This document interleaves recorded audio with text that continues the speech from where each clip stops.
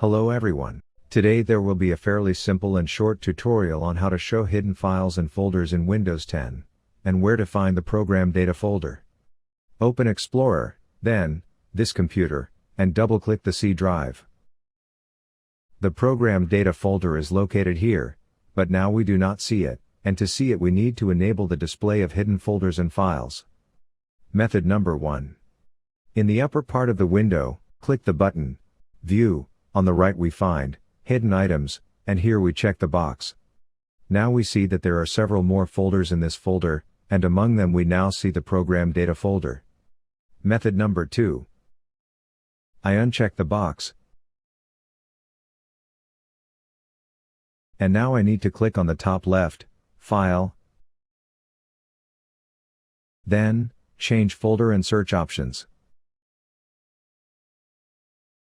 In this tab, click View, move a little lower. And now we see two settings, Don't show hidden files, folders and drives. Now you need to click here, Show hidden files, folders and drives. Apply.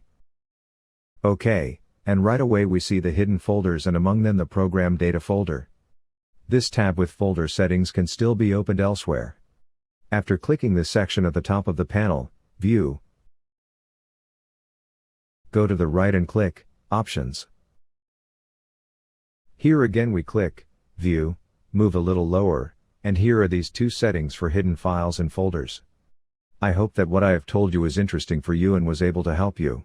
If you found it helpful, please share my video with anyone. Write me a comment, I will answer all your questions and try to help you in the future. Thank you very much for your attention to my video. Good luck.